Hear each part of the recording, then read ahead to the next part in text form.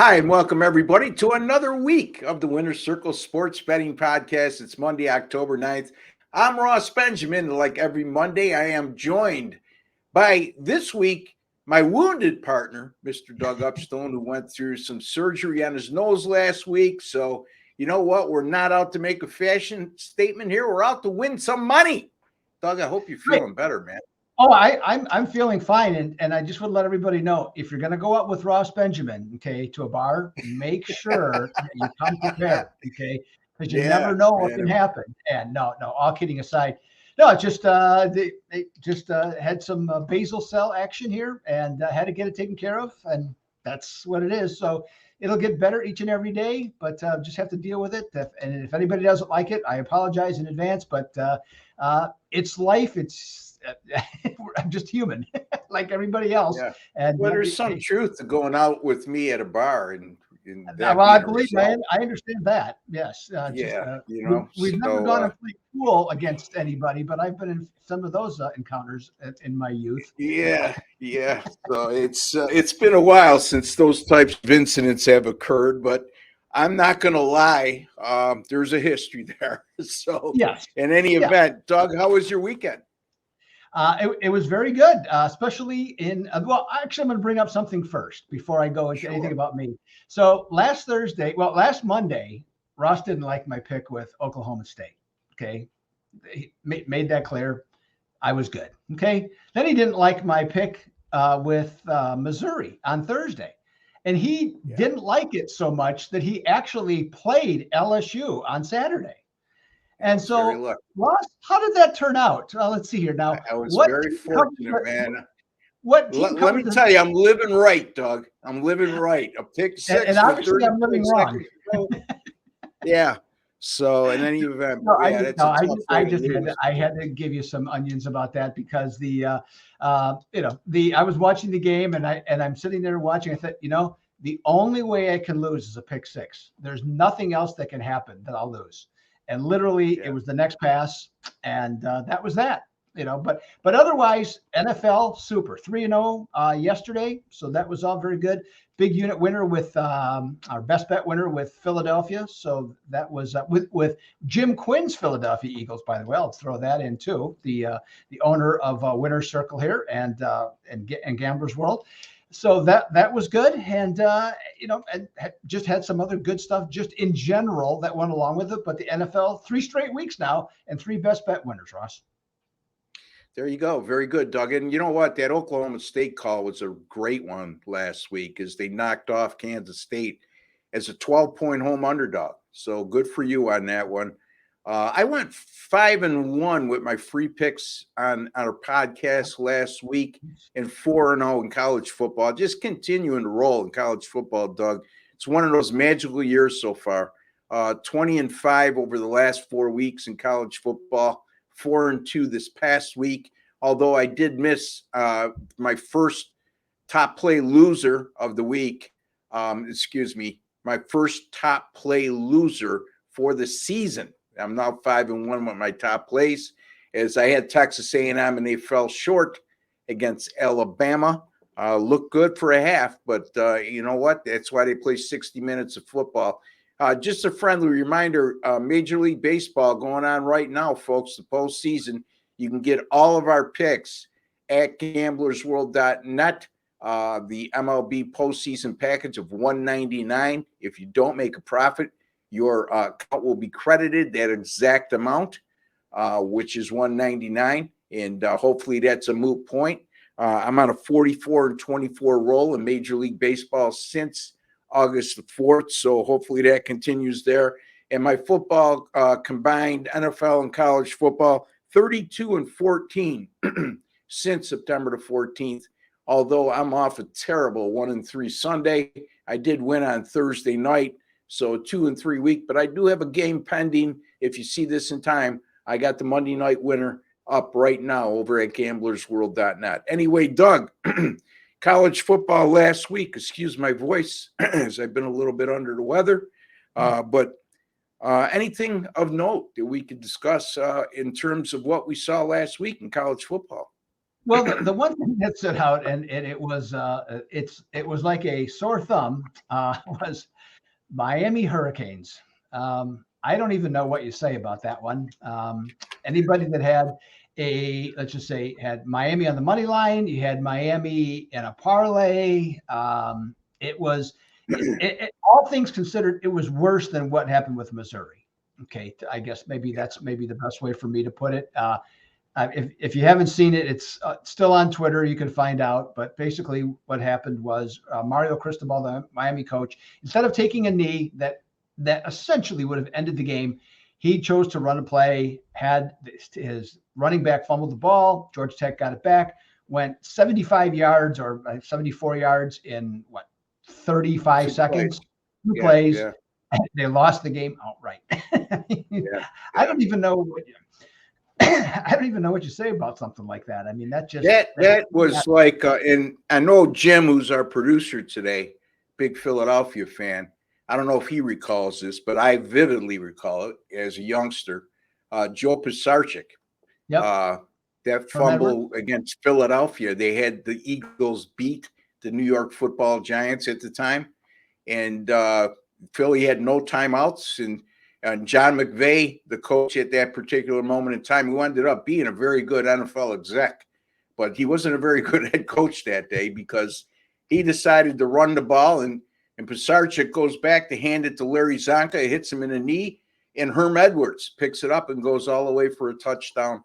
And that's the first thing that came to my mind when I saw that. And a lot of you youngsters out there in your 30s and 40s are going, Ross, come on with the old stuff. Well, history's part of the game, my friends. And I can't erase the history that I lived in, and I would expect you in another 20 years to erase the history you lived in as well. That was something to behold. Notre Dame falls. So much for the national championship talk with them. Is a pretty listless performance. And one I predicted, that I thought that would be a tough spot for them. Their third week in a row and playing a national championship or a nationally ranked opponent, undefeated opponent at that, 3 weeks in a row, and another primetime game with USC on deck. And here we have it this week, Doug, and we're not going to be discussing that game, but it's worth mentioning.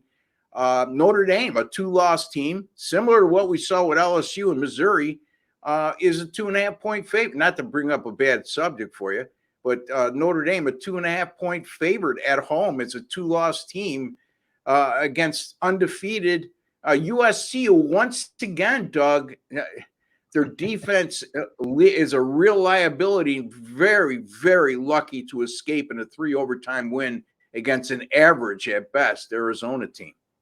Yeah, that game was just wild, and USC is just getting by because of offense, because they just literally have no defense. And I know some of the players have come out and say, hey, it's not the coach's fault, and their defensive coordinator, it's not their fault. We're just not making the plays. Well, you're halfway through the season. You got to start making some plays, and let's be honest, Lincoln Riley, the defense was lousy last year.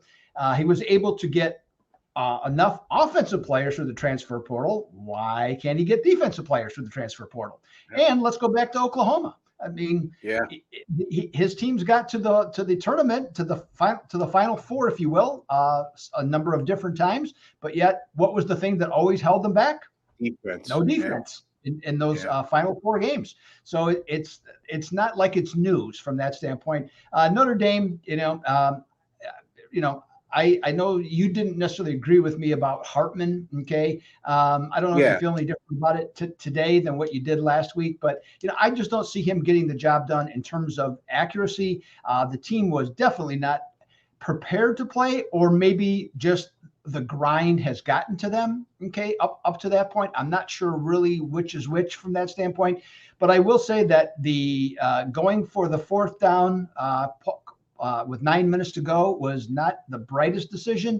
And then also the play calling, this Jared Parker had done a nice job, but some of the things are coming up, like was it 4th down and about maybe a foot and a half, and they run a inside reverse to try and pick up 18 inches. Don't know, So Notre Dame at this point, interesting thing too, that I don't know if I seldom watch this, but I caught the very end of ESPN Game Day, and Kirk Herbstreit said something to me that stuck with me. And before the game, he goes, I think Louisville is going to really play him tough, but I think Notre Dame's physicality will win out in the end. But, with the way the Notre Dame offense looks right now, I think Louisville can really make this close. And I thought, wow, that's kind of an interesting statement, after the two games, considering who they played defensively, that, maybe just was, that was the reason. But obviously that's not the only reason the offense has some issues. Yeah, Hartman was not accurate. Very disappointed in his performance. Also, the Notre Dame wide receivers just don't get any separation. I mean, they've gotten away with it to this point of the season because they've been able to run the ball so effectively. But Louisville pretty much shut the run down and had a great game plan that says, if you're going to beat us, you're going to beat us through the air. And again, their tight end, the lumbering tight end they have, I think his name is Evans. Excuse me if that's in the incorrect name, but he continues to perform well. But I mean, if he's the only guy who can stretch the field for you, he runs the 40 in about 6 days. You know what I mean? Then the bottom line is you're in trouble offensively, and it's too bad because I really thought this Notre Dame team was set up to make a national title run, but that's not going to be the case. So we'll see how they respond this week against USC. We'll be talking about that game later this week with Sean Higgs and Jesse Schule. So stay tuned for that. By the way, folks, we will be back tomorrow morning with Jesse and Sean talking more college football. Also, don't forget our live show every Friday now in a new time slot, 3 p.m. Eastern time. It's right here on this network live. All right, Doug, let's get to the games at hand. We're going to have a Thursday and Friday night nationally televised games in college football. You're going to be looking at West Virginia and Houston. I'm going to be looking at Tulane and Memphis. Let's start with you, the West Virginia Mountaineers at the Houston Cougars. Thursday night, Fox Sports 1, 7 p.m. Eastern time. West Virginia, a 2.5-point road favorite against the Houston Cougars. And you know what? Houston, to me, picked the wrong year to start playing in the Big 12 because they've had a lot better teams prior to this year. And West Virginia started to come on a little bit, showing some signs of encouragement. So anyway, doesn't matter what I think, matters what you think, buddy. Yeah, and in this game, maybe last week might have been another one, but actually, I think this game is more interesting than what we're going to see on the Thursday night football game with the Broncos and the Chiefs. And you don't have to pay for it with primes from that standpoint. So now, as you mentioned, Houston in the Big 12 now. Dana Holgorsen used to be the West Virginia coach. And I was of the opinion when he left West Virginia for Houston, he was keeping the Wolves at bay because they were starting to turn on him a little bit there. And so he got out of town and actually landed on his feet. Pretty good job. Well, this year's team's 2-3. Other than the 2021 team that went 12-2 that had a decent defense, his tenure here, like his whole career, has been rather uneventful. Now, Neil Brown was the coach from Appalachian State who replaced Holgorsen in Morgantown. And he's in his 4 years, one winning season, had a couple of 5-7s mixed in there. And if you saw any of the information before the season started at Sportsbooks, who had first coach to be fired in college football, Brown was in the top 5 across the board. Okay, for that standpoint. Now, here the Mountaineers, they'll sit 4-1 thanks to a very solid defense, holds opponents to 19 points per game. And what they're really good at is once the opposing team reaches their 40-yard line, they really stiffen up. They don't give up a lot of yards. I mean, they're top 30-ish in yards allowed. And so, they're not bad, certainly, but, their defense really gets better when they get closer towards their goal line. Now, offensively, nothing special here. Really, anything stands out. What they do best is they run the ball for 194 yards. But the most important thing that they do is that they run it for 4.4 yards per carry, and they average 44 attempts. Why is that important? Well, that allows their physical offense to just dominate the time of possession And this team, if you've seen them play, they're very comfortable in low scoring, tight games. So that's just kind of like their MO. Now, Houston comes in below average across the board, 81st in scoring at 27, just over 27 points a game, 99th in points allowed at just under 30 per game. Have to admit, I would prefer to go against the Cougars and Holgerson because I just don't think he's a particularly good coach, and I don't think he's a particularly good recruiter. But West Virginia favored in this spot on the road, Ross. Boy, oh boy, I'm looking at Houston, more team speed, especially on the perimeter. They got a really nice passing offense that's averaging 280 yards per game. The other aspect to this, from just a pure betting standpoint, Mountaineers have covered the spread 4 consecutive games. Teams that are favored or an underdog of -3 to +3 that have a winning record in this exact situation are 10-33 against the spread since 2019. I'm going to go with Houston plus a 2.5 or plus the 3 to pull the minor upset over West Virginia in this one. All right, Doug likes Houston plus the 3 over West Virginia. Neil Brown, before we get lambasted, you said former Appalachian State coach. I believe he came from Troy, if I'm not mistaken. Oh, you're right. Yep. I don't want it because they'll be all over us, Doug. These guys don't know what they're talking about in the whole 9 yards. So usually I don't like to nitpick, but because I know our audience. Bad information is bad information. So thank you. I'm not a Neil Brown guy either. I've said that on several occasions. Right. So we'll see. I mean, this is a competitive matchup, no doubt about it. I mean, you're looking at the point spread 2.5. If the game is at West Virginia, what are you looking at? West Virginia around 2.5, 3 it is right now. Right. It would be similar with West Virginia being the favorite at home. So should be a very good game that goes right down to the wire. But Doug says in any event, he likes Houston plus the 3 at home against West Virginia. And he cites his not too crazy about Dana Holgerson as a head coach. And I do agree with him. So in any event, Tulane at Memphis is my game. And that goes on Friday evening. This game will be 7 o'clock Eastern time kickoff on ESPN. Right now, Tulane is a 3.5-point favorite. And the total in this game is 56.5. This is another game, Doug, that I think is going to be a highly entertaining game to watch. Mm-hmm. But, again, I'm looking at the point spread here. Tulane is a favorite on the road. I'm not saying that's not justified, but I like to take home underdogs with strong home fields. And since 2017, the Memphis Tigers are 39-5 straight up at home. That's not too bad, folks. And as a home underdog, during that course of time, 7 times they were home underdog in that exact time frame.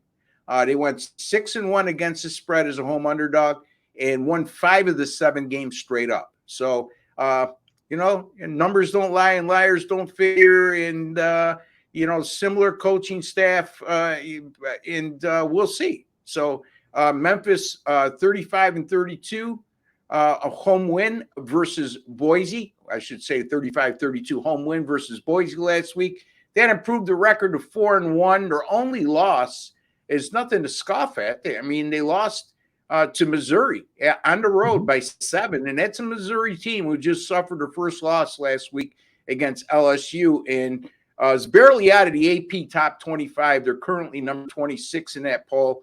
But again, a worthy nationally ranked opponent up until last week. Tulane 4-1. Their only loss come into Ole Miss 37-20, and that was at home. And that was an Ole Miss team that really was fortunate in that game because first of all, Tulane's starting quarterback got ruled out just prior to game time, and they got a pick 6 or a scoop and score, I believe, late in the game. So the 37-20 score really wasn't indicative of how close that game was. So 2 really good teams here in the American Athletic Conference, but Memphis playing with revenge. They lose last year 38-28 at Tulane. That was a Tulane team that finished the season, I believe, 13-1, including a bowl game win over USC. But Memphis has won the last 8 at home against Tulane.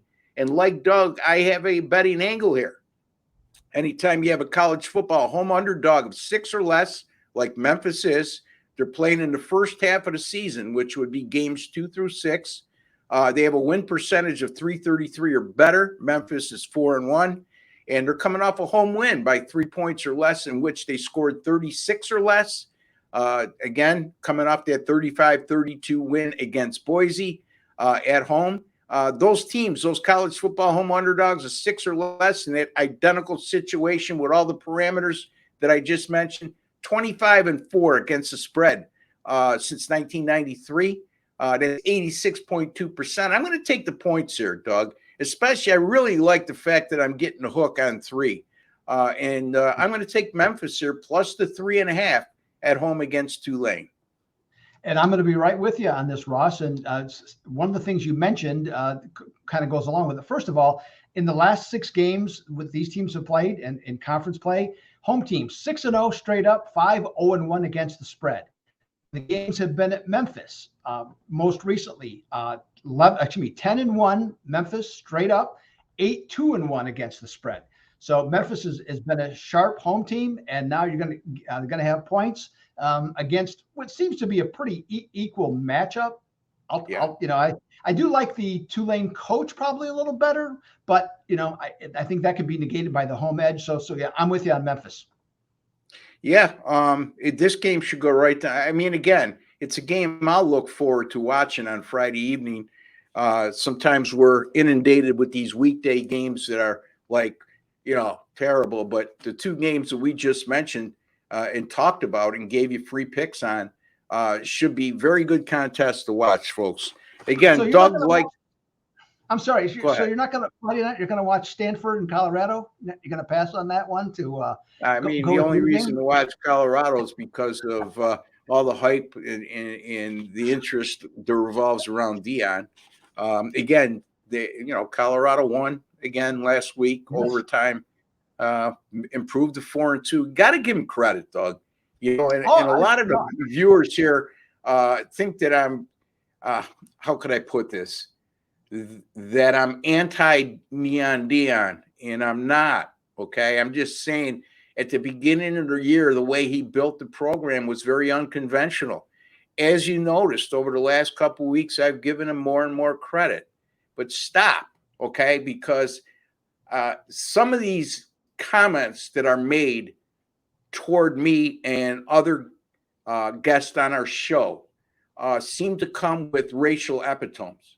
And I can tell you right now, I will not tolerate that on this show whatsoever. If anybody, any of my guests or anybody on this channel comes across like that, that's not how it's intended.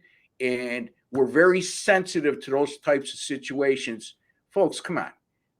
My sister-in-law is African-American. I have a mixed race niece, okay? I'm not prejudiced, okay? And no, I don't know what it's like to be black, okay? I don't know what it's like to be slighted in that regard. But please, when we give opinions on this show, it's not like Lamar Jackson. I've been attacked with him too. It's, come on, man, enough already. The guy's a good quarterback. He's not elite. That's my objective opinion. I think Patrick Mahomes is the best. I think Jalen Hurts is a top 3 quarterback in the NFL right now. It's not a racially motivated statement. So please don't take it out of context. Please don't put a spin on it in that's not supposed to be, okay? Because that's offending. And I would never offend you if you're of African-American descent. And please don't think that any of our opinions here are along those lines, because if they are, again, I can only speak for myself. I know mine aren't, and if anybody else I perceive to be as what I'm indicating, they won't be part of this channel. So anyway, Doug, tell the folks why they should buy from you at Doc Sports. What we got going, and I'll by the way, I'll go along with your sentiments there.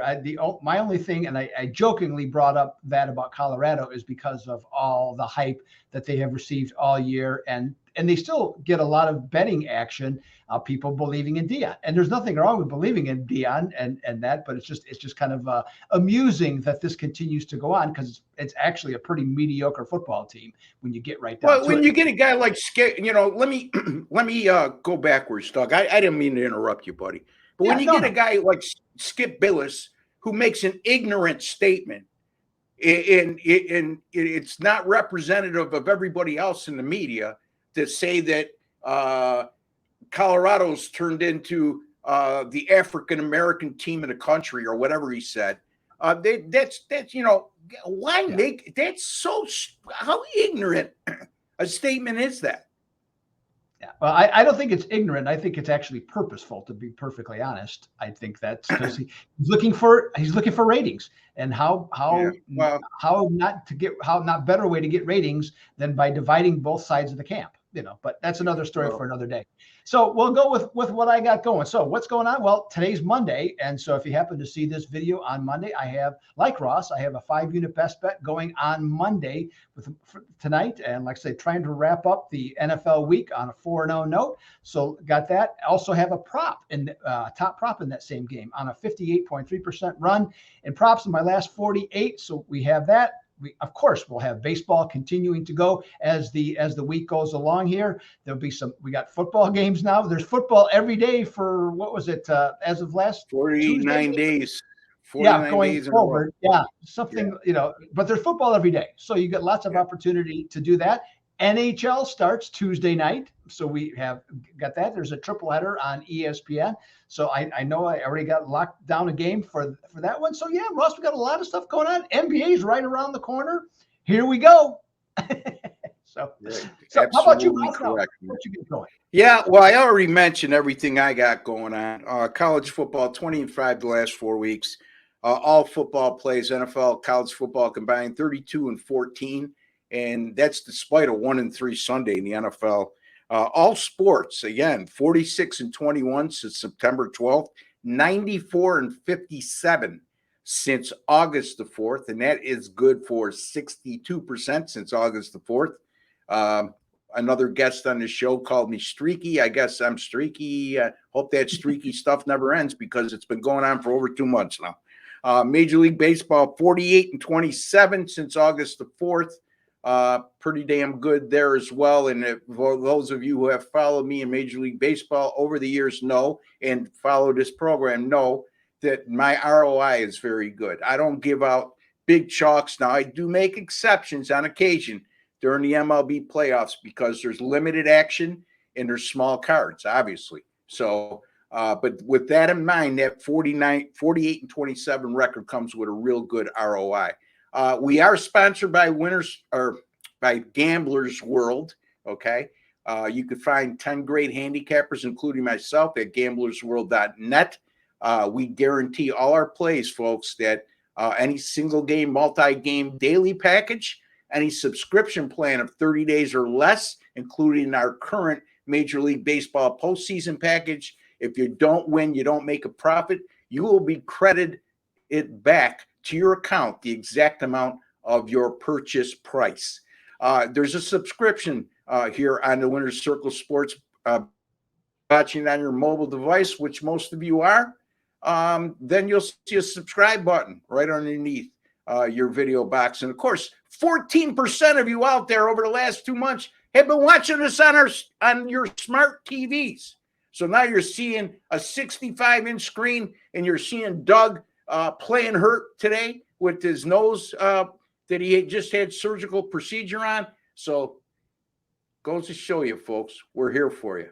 In any event, until the next time, which will be tomorrow morning with Jesse Schule and Sean Higgs, I'm Ross Benjamin. He's Doug Upstone. Take care, and God bless, folks.